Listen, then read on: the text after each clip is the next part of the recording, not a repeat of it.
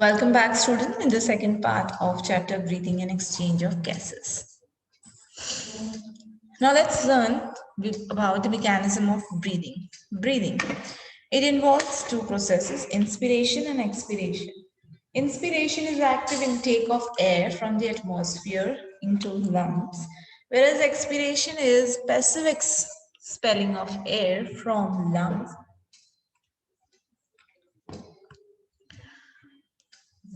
Inspiration involved the flattening of diaphragm as well as the contraction of internal intercostal muscles.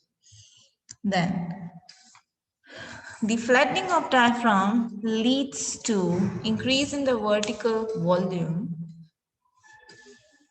that leads to increase the thoracic volume. On the other hand, the external intercostal muscle contracts that leads to increase in the volume in dorsoventral axis and ribs and sternum, the meanwhile lifts up. Both of these processes leads to increase in the pressure, thoracic pressure, as well as increase the thoracic volume. Now that leads to the expand of lungs and increase in the pulmonary volume. On the increase in pulmonary volume and expansion of lungs leads to decrease the interpulmonary pressure, and ultimately the air moves from outside and reaches to the lungs. So these all are the processes that involved in inspiration. On the other hand, expiration involves relaxation of intercostal muscles and diaphragm. That leads to regain of thorax to its original position, and that leads to decrease the thoracic volume. Ultimately, the pulmonary volume decreases and finally the air moves out. Now during forceful expiration, abdominal muscles and the intercostal muscles contracts. Here you can see in the image that exhalation, during the exhalation, diaphragm moves up, that is, diaphragm relaxes. And ultimately that leads to moving out of air. Here it is, the mechanism of breathing. Here you can see the lungs, pleura, and diaphragm are involved in it. Now we will learn about terminology that are related to respiration, that is respiratory volumes and capacity. First one is tidal volume, which is TV.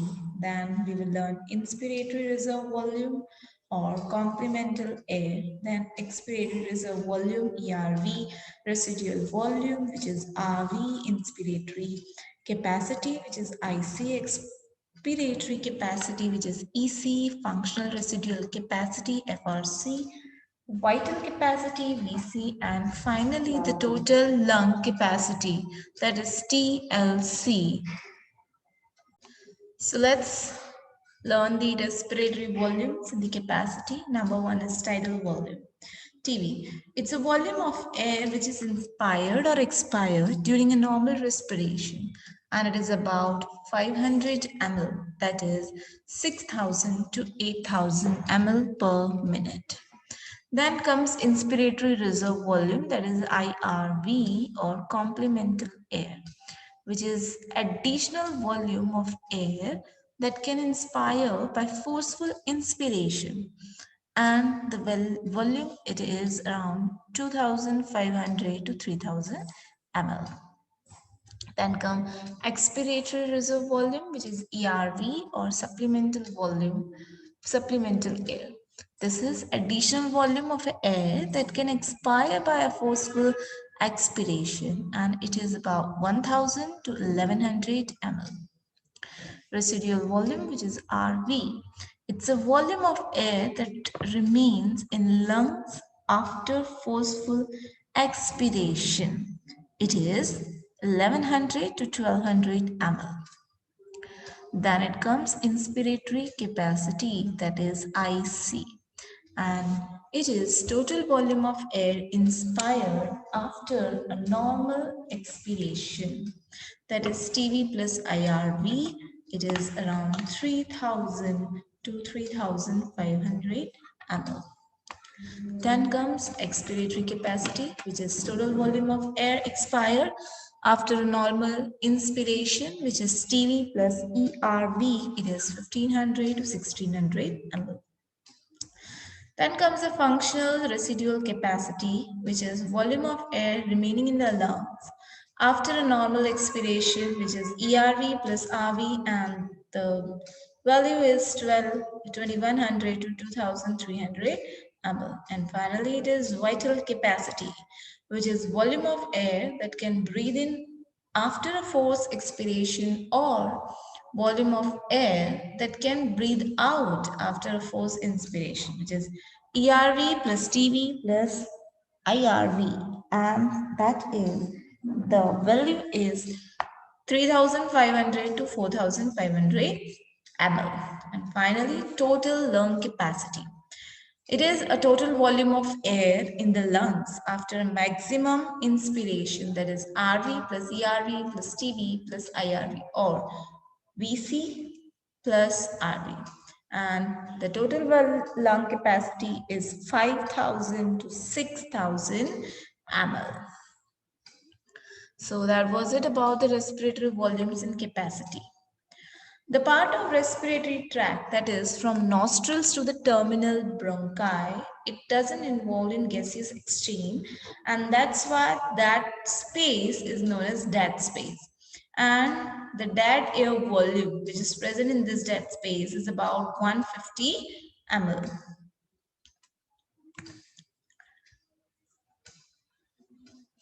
So coming to respiratory cycle, it is one inspiration plus one expiration. Normal respiratory rate is 12 to 16 times per minute. That is an healthy human. It in a minute can have the breathing rate that it is breathed 12 to 16 times. And then it is spirometer, that is respirometer, that is used to measure the respiratory rates. Now we are moving ahead with a new topic of the chapter, that is gaseous exchange. Gas exchange. Exchange of gas occurs between alveoli and the blood and blood and the tissue. Alveoli are the primary sites of gas exchange, and oxygen and carbon dioxide are exchanged by simple diffusion. The factors that influences gas exchange are pressure and concentration gradient of the gas, then solubility of the gas, third one is thickness of the membrane, and fourth one is surface area of respiratory membrane like of the lungs. So let's discuss all the factors one by one. Number one is pressure or the concentration gradient. The individual pressure of a gas in a gas mixture is called the partial pressure. The partial pressure of oxygen and carbon dioxide are given in the table. We can see over here in table the atmosphere in atmospheric air, the pressure of oxygen is 159 and carbon dioxide is 0.3. Whereas in alveoli it is 104. The oxygenated blood has 40, partial pressure of oxygen, oxygenated blood has 95, and tissue shows 40. So as to carbon dioxide, alveoli have 40, deoxygenated blood has 140, it has 45, oxygenated has 40, and tissues have 45. So there is a difference in the concentration gradient of oxygen and carbon dioxide. Oxygen in alveoli is more than that of the blood capillaries. So oxygen diffuses out into capillary blood. The carbon dioxide, the pressure of carbon dioxide in deoxygenated blood is more, that is 45, than that of the alveolus. So the carbon dioxide diffuses to alveolus. So because of the concentration gradient, exchange of material, exchange of gases takes place. Then the second one is solubility of gases. Solubility of carbon dioxide is 20 to 25 times higher than that of the oxygen. So the amount of carbon dioxide that diffuses through diffusion membrane per unit difference in partial pressure is much more higher than that of oxygen, because the solubility of carbon dioxide is 20 to 25 times higher than that of the oxygen. Third factor is thickness of the membrane. Diffusion membrane is made up of 3 layers. First one is squamous epithelium of alveoli. Then comes the endothelium of alveolar capillaries. And third one is the basement substances between them. The total thickness is only 0.5 micrometer, and that enables exchange of gases easily. The fourth factor is surface area of respiratory membrane, that is lungs. The surface area of a human lung is equal to the tennis court. This is the fact. And why it is so? It is because of the presence of alveoli that increases the surface area of lungs, and that is responsible for increase in the gas exchange. Thanks for your attention.